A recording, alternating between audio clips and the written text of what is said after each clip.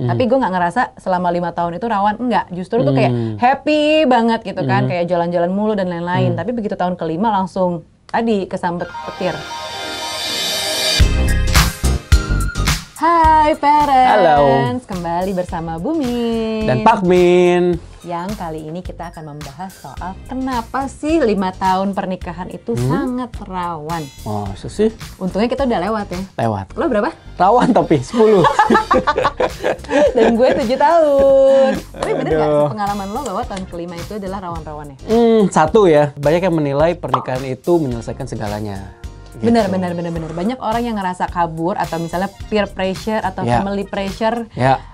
Ayo nikah, umur, dan atau teman-teman udah pada nikah, kok gue belum nikah ya. Akhirnya yaudah deh nikah aja. Nah itu adalah sebenarnya jawaban yang salah. Karena kan nikah nggak segampang itu, say. Banyak yang udahlah nikah aja gitu supaya beberapa masalah di hidupnya, misalnya biar gue bisa keluar dari rumah, ada juga yang kayak gitu loh. Yes. Untuk selanjutnya yaitu kalau alasannya nih ya tertutup soal finansial. Gitu. Iya. Bener nggak? Ini yang gue lakukan. Oke. Jadi lo rawan gara-gara ini? Iya, karena kan gue memang orang finance ya. Jadi gue yang memang semuanya tuh gue yang manage. Gue mungkin secara tidak sadar bukan maksud menutupi. Terutama kan waktu awal-awal pernikahan lo kan nggak tahu, lo belum tentu udah hafal banget, lo udah ngerti banget cara mikir istri lo, pasangan lo. Gue jalanin sih biasa-biasa aja. Cuman kan kita nggak tahu, ternyata istri melihat itu sebagai lo menutupi keuangan lo sendiri. Ya sih, dan gue paham sih sebenarnya karena teman-teman gue udah juga yang merasakan hal serupa ketika pasangannya itu menutupi gajinya berapa, terus uangnya buat apa aja. Jadi mereka tuh terima beres atau bahkan cuma dikasih kartu kredit aja, gitu, bebas dipakai, tapi dia nggak boleh tahu uang keuangan suaminya itu berapa. Oke, nah gue masih enggak tuh, masih enggak, karena semua keuangan, semua investasi itu ada di tangan gue. Oke, tapi ini akan jadi rawan kalau misalnya salah satu ada yang punya hutang atau misalnya keluarganya salah satu tuh ada yang punya hutang. Itu tuh bisa menjadi potensi masalah gitu. Jadi sebaiknya sih dibicarakan. Bisa jadi. Gitu. Next. Hal yang rawan di 5 tahun pertama adalah kurang komunikasi. Benar. Kebanyakan asumsi. Gue nggak ngerasa selama 5 tahun itu rawan, enggak. Justru tuh kayak happy banget gitu kan, kayak jalan-jalan mulu dan lain-lain. Tapi begitu tahun kelima langsung kesamber petir gitu. Nah di tahun kelima ini gue mempelajari bahwa selama ini ternyata kita kebanyakan asumsi. Itulah yang menjadi potensi masalah. Bahkan faktanya ya, menurut gue faktanya setelah 5 tahun pun kalau lu tetap kurang komunikasi, berantakan aja. Bener, berantakan. Gitu. Bukan berlaku di 5 tahun atau berapa tahun. Buat gue ya selama masa pernikahan lo, komunikasi itu penting banget sih. Terus bukan cuma ngomongin soal anak aja, karena kan hidup itu bukan cuma tentang anak, tapi tentang kita berdua. Gitu. Jadi sebisa mungkin harus dikomunikasikan apapun. Gitu. Gue ya bahkan sesimpel ini nih, soal odol itu gue komunikasiin, gue terganggu gitu loh. Sedangkan dia terganggu dengan gue yang kalau ngambil baju dari lemari, nah itu suka berantakan. Jadi harus dikomunikasikan sesimpel mungkin. Selanjutnya adalah yang paling rawan karena mertua. Apalagi nih buat teman-teman yang masih tinggal di rumah mertuanya. Biasanya menjadi problem sendiri. Biasanya apa sih masalah dengan mertua? Pertama, beda pola asuh. Itu udah paling sensitif deh. Gue agak beruntung nih. Kalau gue dengan mertua gue tuh hubungannya baik lah. Tapi yang justru bermasalah adalah dari keluarga gue sendiri.